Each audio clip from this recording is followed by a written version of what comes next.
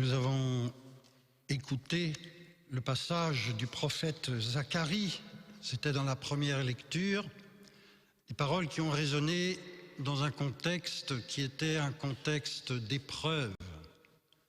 Quelques versets avant, on voit que le prophète crie vers Dieu parce que cela fait 70 ans que Jérusalem est dans l'épreuve. Et tombe cette parole d'espérance. Chante, réjouis-toi. Avec cette promesse, je viens, j'habiterai au milieu de toi. Nous allons prochainement entrer dans le temps de l'Avent et cette parole doit résonner. Le Seigneur est celui qui est venu, qui est là, qui reviendra. Dans le contexte d'épreuve qui est le nôtre, il nous redit « Je suis au milieu de toi, j'habite au milieu de toi ». Le Verbe s'est fait chair, il a demeuré parmi nous. Le Seigneur est le médicament par excellence. Les pères de l'Église se sont plu à parler de l'Eucharistie comme du médicament d'éternité, d'immortalité.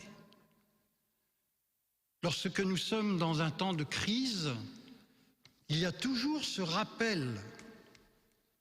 Le véritable sauveur, l'unique sauveur, le remède par excellence, le seul véritable médicament, c'est Dieu lui-même. C'est le Seigneur. Et c'est pourquoi, dans le contexte où nous sommes, il est éminemment important de le rappeler. Les discours ne manquent pas, les paroles ne manquent pas, en tous sens.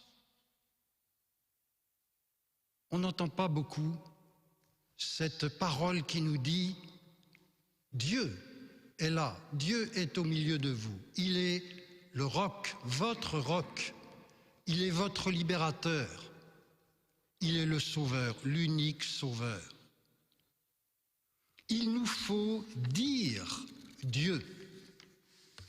Dire Dieu, c'est ce que Jésus a fait. Jésus est venu et il a proclamé Dieu est Dieu. Il est le Dieu d'amour. Dieu est Trinité d'amour. Il y a de cela 175 ans, notre congrégation était fondée, nous sommes encore dans cette année du 175e anniversaire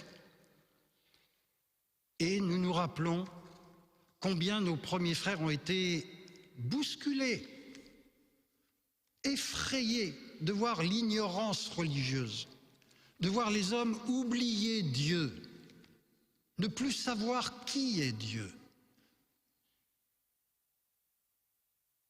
Nous nous rappelons de ces débats, de ces discussions entre Jean-Léon Le Prévost, Maurice Maignan. Maurice Maignan évoquant des grandes théories et Monsieur Le Prévost qui avait été effrayé de trouver un jeune de 15 ans qui se déclarait athée, de rappeler que ce n'est pas une question de grande théorie, c'est la question tout simplement de Dieu qui est amour. Dans le contexte où nous nous trouvons aujourd'hui, dans un contexte de grande ignorance, sans aucun doute, dans un contexte aussi où il devient parfois incongru, déplacé de parler de Dieu, de prononcer le nom de Jésus, dans un contexte où parfois la moindre évocation du nom de Dieu paraît commettre du prosélytisme qui choque le laïcisme, que sais-je encore, dans ce contexte où on nous prône la déesse laïcité comme remède, comme médicalement à nos maux, il nous faut dire Dieu, il nous faut rappeler quel est l'unique sauveur, quel est le seul médicament qui peut mettre la paix dans nos âmes, dans nos cœurs. S'il nous faut dire Dieu, il nous faut aussi montrer Dieu. Le Verbe s'est fait chair. Dieu s'est montré à nous. Et Jésus était là à nous dire, le Père et moi, nous sommes un. Qui me voit a vu le Père. Jésus a passé sur cette terre en faisant le bien. Il est allé jusqu'à la mort, et la mort de la croix, il nous a montré ce qu'est l'amour. Il nous a montré de manière très incarnée qui est véritablement Dieu, quel est son cœur. Là encore, il y a 175 ans, nos premiers frères ont eu ce souci, pas seulement de dire de belles paroles, mais de passer aux actes, d'aller puiser auprès de la sœur Rosalie Rendu, cette fille de la charité, d'aimer les pauvres, à la sueur de leur front, à la force de leurs bras, d'incarner en quelque sorte l'amour de Dieu. On se rappelle de cette parole de Lacordaire qui parlait du curé d'Ars et qui disait « J'ai vu Dieu dans un homme ». J'ai vu Dieu dans un homme.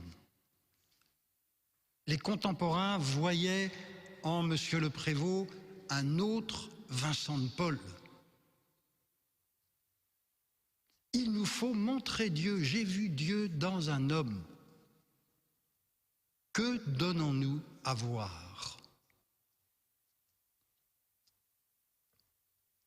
Lorsque ceux qui nous entourent nous approchent, nous côtoient, nous regardent, que voient-ils? Qui voient-ils?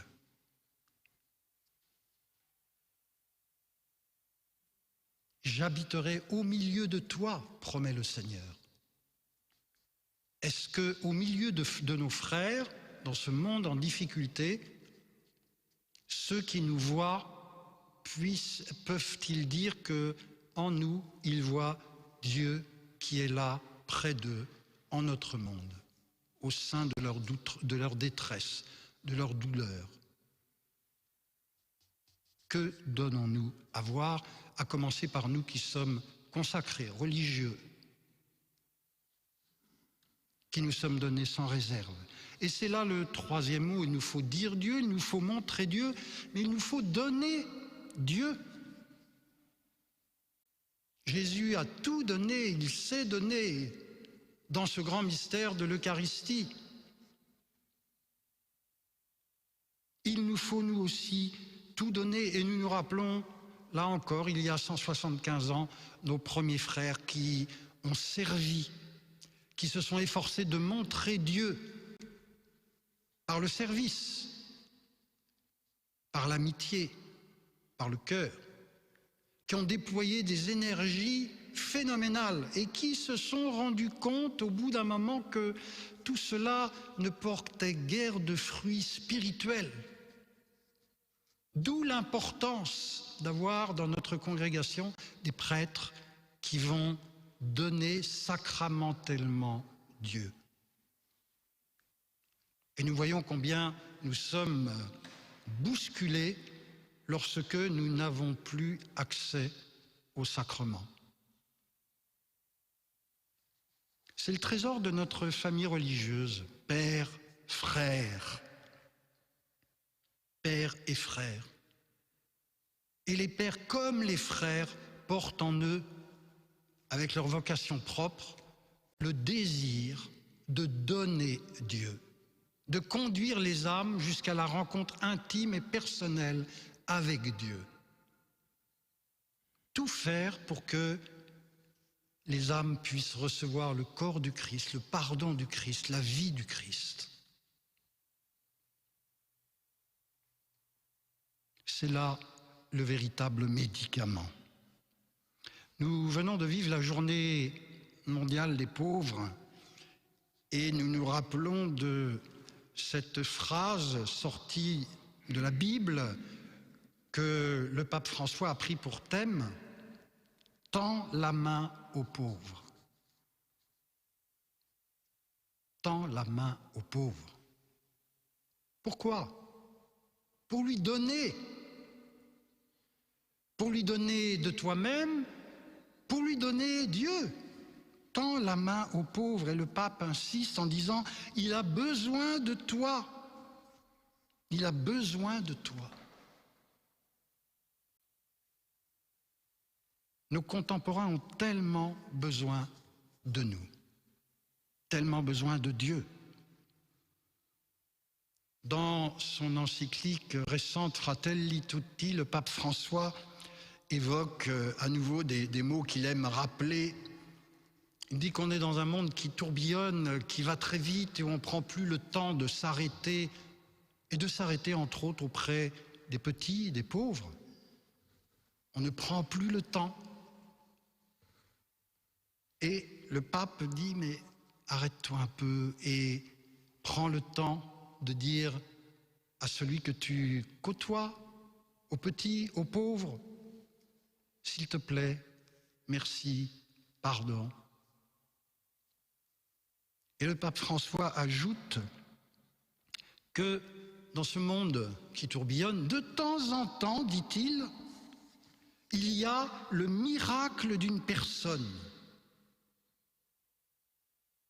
Le miracle d'une personne, pour offrir un sourire, pour dire une parole qui stimule, il y a le miracle d'une personne. Et nous avons à être ce miracle. Cette personne qui va dire Dieu, qui va montrer Dieu, qui va donner Dieu, de telle sorte que tout homme aujourd'hui prenne bien conscience que Dieu ne nous a pas abandonnés, que Dieu habite au milieu de nous, est au milieu de nous. Je conclus en vous soulignant quelque chose que vous avez peut-être vu aujourd'hui. C'est une journée d'adoration eucharistique mondiale. Voilà. Journée d'adoration eucharistique mondiale. Très belle initiative. L'Eucharistie, le remède, le médicament, l'unique sauveur. Et voilà pour nous l'occasion, religieux, de laisser résonner en nous ces paroles que nous connaissons bien chez l'apôtre Saint Paul aux Romains. Je vous exhorte, mes frères, par la tendresse de Dieu, à lui offrir votre personne et votre vie en sacrifice saint, capable de plaire à Dieu. C'est là, pour vous, l'adoration véritable. L'adoration véritable. Nous allons renouveler maintenant notre consécration, nos vœux. C'est pour nous l'adoration véritable. Nous vous invitons bien sûr à nous porter dans la prière pour que nous soyons au milieu des hommes, en notre temps, des icônes vivantes du Christ, de ceux qui disent Dieu, qui montrent Dieu, qui donnent Dieu.